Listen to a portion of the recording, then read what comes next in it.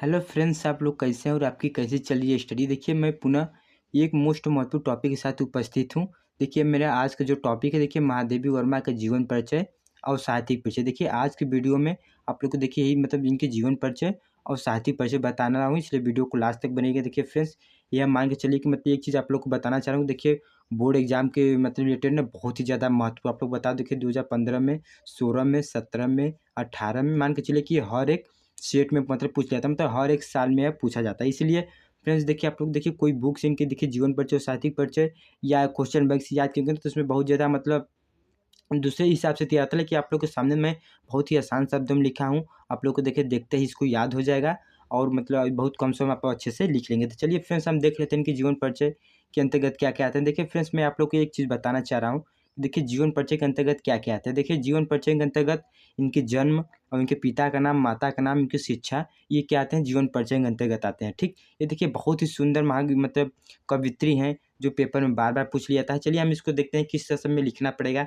देखिए जीवन परिचय में क्या क्या लिखेंगे कि वेदना की साकार, क्या कराएंगे, वेदना की साकार श्रीमती महादेवी वर्मा का जन्म, कि वेदना की साकार श्रीमती महादेवी वर्मा का जन्म सन 1907 ईस्वी में फर्रुखाबाद नगर में हुआ था। फ्रेंड्स, मैं बताना चाह रहा हूँ कि इनकी क्या कहाँ जन्म हुआ था। 1907 ईस्वी में फर्रुखाबाद नगर में हुआ था तथा इनके पिता का नाम गोविंद प्रसाद सहाय था और महादेवी वर्मा की प्रारंभिक शिक्षा इंदौर में हुई थी। देखिए, इनके पिता का नाम गोविंद प्रसाद सहाय था और इनकी जो प्रारंभिक शिक्षा थी कहाँ से हुई थी, इंदौर में हुई थी। ठीक, इतना आप लोग क्लियर हुआ। देखिए, और इसके आगे सन 1916 ईस्वी में क्या करें कि सन 1916 ईस्वी में इनका विवाह रूपनारायण वर्मा के साथ हो गया। ये मान चलिए कि बहुत ही कम एज की थी, तभी इनकी क्या हो गया, इनकी शादी हो गई। ठीक, इतना आप लोग क्या मतलब 1916 ईस्वी में इनकी विवाह रूपनारायण वर्मा के साथ हो गया। इसके बाद आगे फ्रेंड्स देखते हैं कि विवाह के पश्चात ही महादेवी ने मैट्रिक, एमए तथा एफए और एमए की परीक्षा उत्तीर्ण की।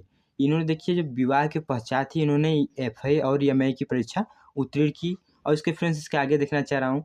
देखिए कुछ समय तक इनके क्या करेंगे, कुछ समय तक चांद नामक पत्र का संपादन किया और इसके पश्चात प्रयाग महिला विद्यापीठ के प्रधानाचार्य पद को सुशोभित किया। देखिए इनके पश्चात जो इनके एक मतलब चांद्र नामक पत्र का इन्होंने संपादित किया और इनके पश्चात प्रयाग महिला विद्यापीठ के प्रधानाचार्य पद पर सुशोभित किया, मतलब सुशोभित हुए। और इसके फ्रेंड्स आगे देखता हूँ तो महादेवी वर्मा जी को नीरजा पर इनकी जो मतलब रचनाएं हैं, नीरजा पर 500 रुपये का शेक्सपियर पुरस्कार मिला था। ठीक, तथा यामा पर 1200 रुपये का मंगला प्रसाद पारितोषिक प्राप्त हुआ था।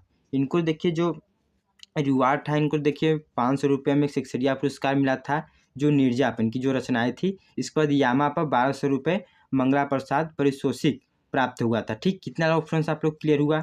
इसके बाद आगे देखते हैं तथा इसी वर्ष इन्हें उत्तर प्रदेश सरकार की ओर से, देखिए इसी वर्ष इन्होंने क्या किया, उत्तर प्रदेश की सरकार की तरफ से की ओर से भारत भारती पुरस्कार को भी प्रदान किया। इन्होंने भारत भारती पुरस्कार को भी प्रदान किया। देखिए बहुत ही ज़्यादा महत्व, देखिए मैं जिस तरह से लिखा हूँ ना बहुत ही ज़्यादा आसान है, आप लोग इसको अच्छे से याद कीजिए। बस आपको जितना लिखना है बस उतना ही आप लोग लिखिए। देखिए इसमें से ज़्यादा नहीं, 3 नंबर आपको मिलेगा। देखिए इसके आगे हम देख लेते हैं तथा सन 1987 में इनका परलोक मतलब इनकी क्या हो गई, मृत्यु हो गई। इनकी मृत्यु कब हुई थी, 1987 ईस्वी में। देखिए इसमें आप लोग की याद करने वाला चीज़ देखिए कुछ भी नहीं है, बस अच्छे से इसको अब एक बार पढ़ लीजिए, आप लोग को स्वयं याद हो जाएगा। देखिए आप लोग के जीवन परिचय समाप्त हुआ। इसका देखिए साहित्यिक परिचय के अंतर्गत इन्होंने क्या क्या कार्य किए। देखिए मैं लिखा हूँ कि देखिए महादेवी वर्मा जी छायावाद तथा रहस्यवाद की प्रमुख कवित्री थी।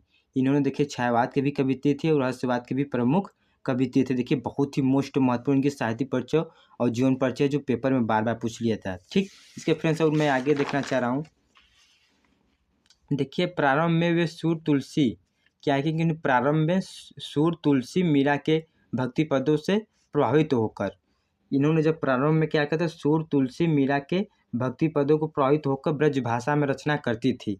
इन्होंने ब्रज भाषा में रचना करती थी, किंतु कुछ दिनों के बाद वे अपनी राष्ट्रीय चेतना और वेदना के भावों को लेकर खड़ी बोली में उत्तीर्ण की। इन्होंने देखिए जो राष्ट्रीय चेतना और वेदना के भावों को लेकर खड़ी बोली में उत्तीर्ण की। महादेवी वर्मा जी का नाम छायावादी काव्यधारा की कवित्रियों की श्रेणी में एक वरिष्ठ कवयित्री के रूप में माना जाता है। मैं फ्रेंड्स बताना चाहता हूँ कि बहुत ही महत्वपूर्ण इन्होंने जो साहित्यिक परिचय के अंतर्गत जो कार्य किए थे बहुत ही ज़्यादा है। देखिए यही सब मोस्ट महत्वपूर्ण है। आप लोग अगर इसी तरह अगर लिख देंगे तो आपको एग्जाम में एकदम पढ़ते ही तुरंत नंबर दे देगा। देखिए इसके बाद इनकी जो रचनाएँ थी, देखिए आप लोग को देखिए जो इनके देखिए प्रमुख इनके देखिए इनकी रचनाएँ सर्वप्रथम चांद नामक पत्रिका के प्रकाशित हुई। इनकी जो प्रथम रचनाएँ थी क्या थी? चांद नामक पत्रिका, जो बहुविकल्पी प्रश्न में पूछ लिया था। देखिए फ्रेंड्स ये क्या आता है? साहित्यिक परिचय के अंतर्गत आ गया। इसके बाद आप लोग को बताना चाहूँ, देखिए इससे इतना आप लोग लिखेंगे ना, आपको 3 नंबर मिलेगा।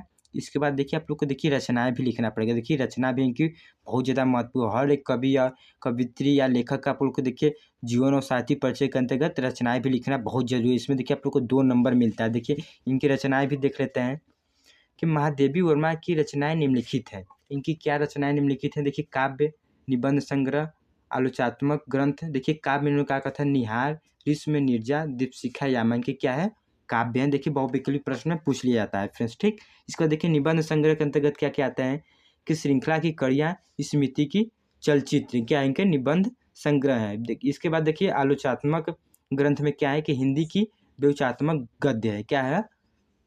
आलोचनात्मक ग्रंथ है, ठीक। उम्मीद करते हैं जो आप लोग को फ्रेंड्स मैं बताया हूँ अच्छे समझ में आ गया। देखिए फ्रेंड्स आपसे एक छोटी सी रिक्वेस्ट है, देखिए मैं थोड़ी सी मेहनत कर किया हूँ आप लोग के लिए, तो मेरे आप लोग का एक फ़र्ज़ बनता है कि मेरे वीडियो को लाइक कर दीजिएगा, और मेरे चैनल को नहीं सब्सक्राइब किया तो मेरे चैनल को सब्सक्राइब जरूर कीजिए। देखिए मैं आप लोग एक मोस्ट महत्वपूर्ण बात बताना हूँ कि देखिए आप लोग अगर मुझसे इंस्टाग्राम पर भी जुड़ना चाहते हैं, देखिए मेरी ये ID हरिओम सिंपली 2312 मुझसे मिल सकते हैं, या फिर डायरेक्ट मुझे देखिए कॉल कर सकते हैं। देखिए मैं देखिए इस पे आप व्हाट्सएप या कॉल कर सकते हैं, इससे मैं स्पष्ट आपसे बात कर सकता हूँ। आपको जो मतलब प्रॉब्लम रहेगा मैं उसको 100% सॉल्व मतलब सॉल्यूशन ज़रूर दूँगा। ठीक है फ्रेंड्स, तब मिलते हैं अगली वीडियो में, तब तक के लिए बाय, और आप लोग अच्छे से पढ़ते रहिए।